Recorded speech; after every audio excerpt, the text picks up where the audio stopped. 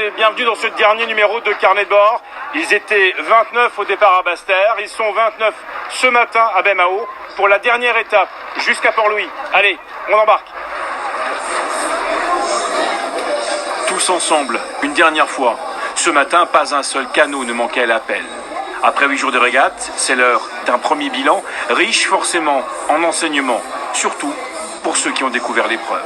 C'est une bonne expérience, pour l'instant tout va bien, il faut apprendre à gérer une équipe et puis sinon tout va bien, c'est bon. Vous êtes combienième au classement aujourd'hui? Alors on n'est pas très bien classé, on est 18e, on aurait aimé être mieux classé, mais c'est bon, c'est les aléas de la vie, on va faire en sorte que le classement soit mieux puisque c'est le dernier jour aujourd'hui, on va se donner à fond et puis voilà. 1, 2, 3, et voilà. 1, 2, 3, et voilà. Sans laver la tête. J'ai appris à vivre avec tout mon équipage déjà d'une part et puis à resserrer les liens surtout, souder effectivement toute une équipe parce que jusque là nous faisions des entraînements, bon, on se voyait sur les plans d'eau puis on rentrait chez soi et le fait de se retrouver tous ensemble maintenant ça permet d'avoir une bonne cohésion et pouvoir effectivement se découvrir mentalement et autrement que dans la voile. Il y a beaucoup de gars qui ont changé. Là, ils sont devenus beaucoup plus solidaires. Ce matin, ils ont grillé le canot sans qu'on leur demande. Ils se réveillent le matin sans problème. Franchement, nickel. On continue comme ça. Un vrai équipage. Un vrai équipage, exactement. Solide. On la chien. Le départ est donné à 9h28. Baie-Mahault, Port-Louis, 16 nautiques en théorie. Sur le plan d'eau, comptez 2 fois plus au minimum, car la flotte va devoir tirer des bords pour traverser cette partie du grand cul-de-sac marin. Jonas Astorga est le premier à sortir de la baie de Baie-Mahault. Il est suivi par Hugo Tellier et Marc Forbin. Quelques minutes plus tard, on retrouve ces 3 mêmes canottes à la bouée de l'îlet Fajou. On l'aura compris, aujourd'hui la course va être une affaire de jeunes. D'autant que les conditions de vent se renforcent après Fajou, 18 à 20 nœuds en moyenne. Pour ces 3 équipages, l'enjeu est crucial. Jonas Astorga et Marc Forbin totalisent 2 victoires d'étape chacun. Une victoire aujourd'hui permettrait de les départager. Leader au général, Hugo Tellier sait qu'à vaincre sans péril, on triomphe sans gloire. Et pourtant, malgré tous les efforts de son équipage, cela ne suffira pas à remonter vers la tête de la course. Jonas Astorga s'impose après 2 heures et 57 minutes et remporte sa 3e victoire d'étape devant la plage de Port-Louis. Marc Forbin échoue pour une poignée de secondes et doit se contenter de la 2e place. On est vraiment satisfait, en plus notre public est venu nous supporter. Voilà, on a tenu notre 2e place et on finit en beauté, donc super content. C'est un bateau qui va vite aussi. Oui, aujourd'hui il a vraiment été vite. D'habitude on se fait talonner par le bateau d'Hugo justement, mais là aujourd'hui on a vraiment fait la différence parce qu'on a bien chargé en poids et surtout on a optimisé chaque rafale, donc c'est là qu'on fait la différence. On se voit en 2020 ? Oui, bien sûr. On était devant Jonas, devant Jonas et au départ, puis après dans le bord pour aller à Fajou, il a doublé tout le monde par en dessous, il a fait la cuillère, son canot va vite. Son canot allait vraiment vite aujourd'hui. Je sais pas si c'est les équipiers qui étaient surmotivés ou quoi, mais ils allaient vite. Hugo Tellier termine à la 3e place et remporte du même coup son 3e tour de la Guadeloupe de voile traditionnel consécutif. Nous voyons, nous voyons, nous voyons, nous voyons. Allons.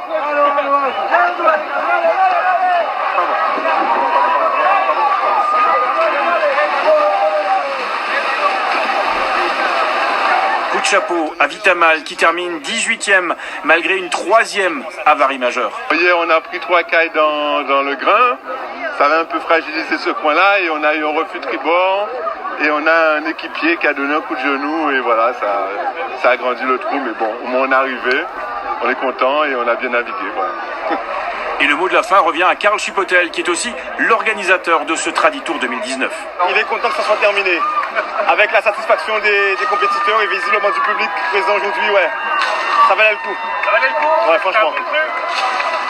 L'avenir nous le dira. Jonas Astorga et Marc Forbin auront tout essayé jusqu'à la dernière manche, et ça n'a pas suffi. C'est bien Hugo Tellier et son équipage qui remportent ce Traditour. Je propose maintenant de découvrir le classement général final en détail.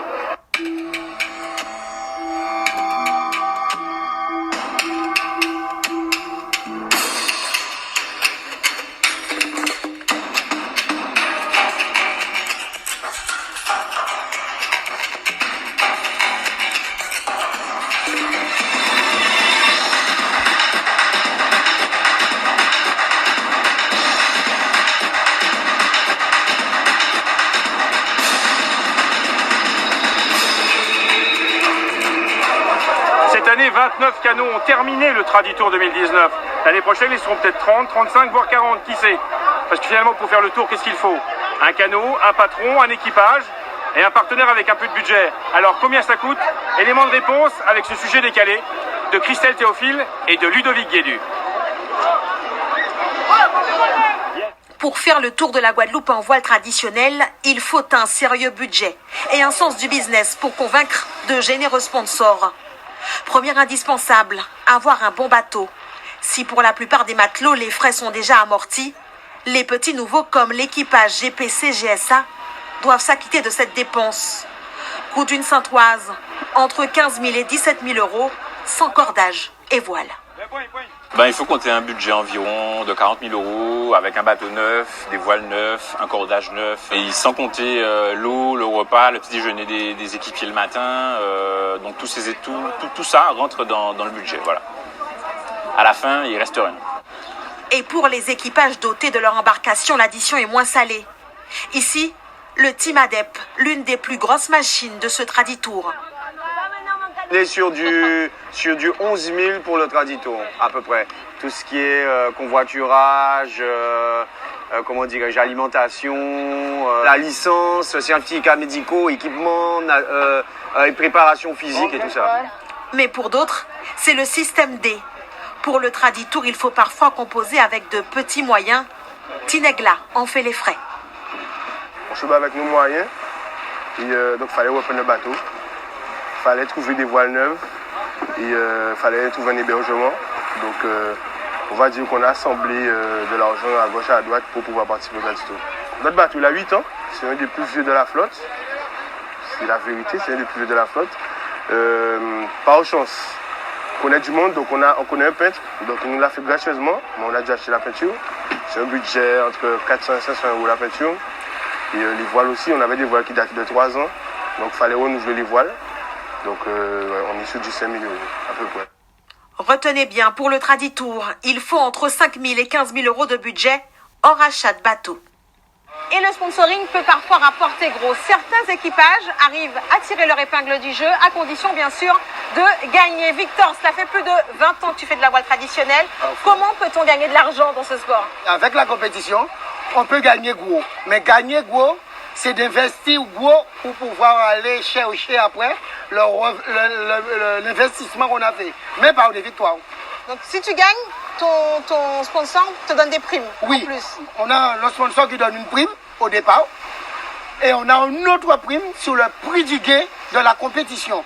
Donc on peut se retrouver par équipage qui sort avec un minimum de 1000 euros, 900 euros, même 1100 euros.